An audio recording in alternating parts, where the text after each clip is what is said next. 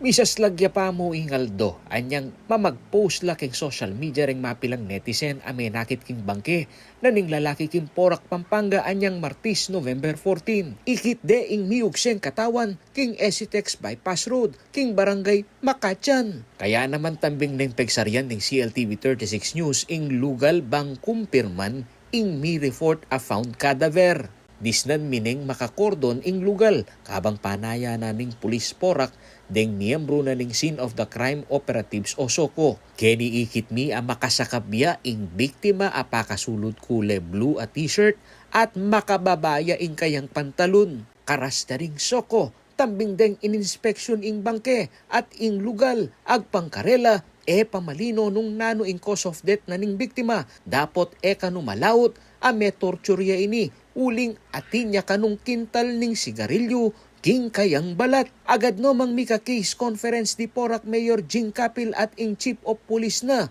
ay Lieutenant Colonel Palma Guardaya. Kaya rin na nini, eksklusibo yang interview keng CLTV 36 News Guardaya. Bistaman alapang malino tungkol keng identity na ning bangke ay kwara king Makatyan. Kinumpirma na naman ning opisyal atin lang arrest yung metong Chinese national ay inuksera king Barangay Manauli bandang alas 7 ning abak itamuring Aldo ning Martes.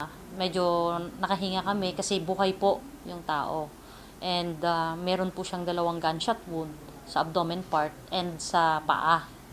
So, nirush po namin sa hospital and luckily po ngayon, undergoing po siya ng operation. Kanina po, nung niya sa hospital, pagdating namin sa hospital, medyo nag-hysterical at ang sabi po niya is, yun nga po,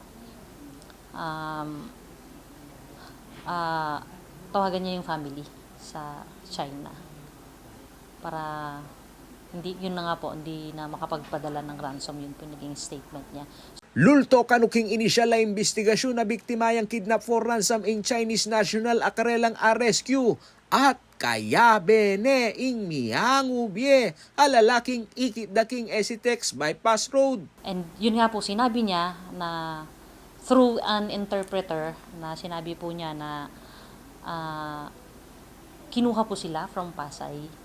And then, on their way, sabi po nila, pinangakuan ng trabaho somewhere in Angeles. And on their way here, tinawagan na po yung family. Yun yung sabi niya, pagkasabi niya, tinawagan yung family at hingi ng yun nga po ransom. Noong tinanong namin yung description ng mga kasama niya, is isa po nga yung nakita din po natin doon sa ating bypass road na connected po. Minebanggitan ng 30-year-old may rescuing Chinese national para king kayang kaligtasan. Asune king stable condition ini king kasalungsungan. At mekipag-coordinate ne kanu king kayang pamilya bang mami ransom kareng sindikato. Samantala, kinundena na namang Mayor Jing Capil ing milyaring insidente king karelang balen. Sinabi na naman nini na pasiknane ing police visibility bang nami pasibaywan ing insidente.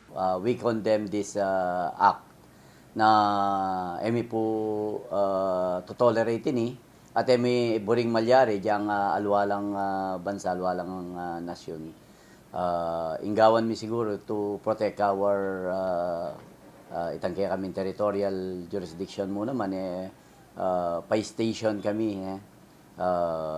keng karetang lalo na madalundom area banda keta puno no kantoy nung seretang ke Palyarian pay station kami po paparobing kaming police. Ako kayong talasuyo ay Paulo G. Santos, ating pusong makabalin.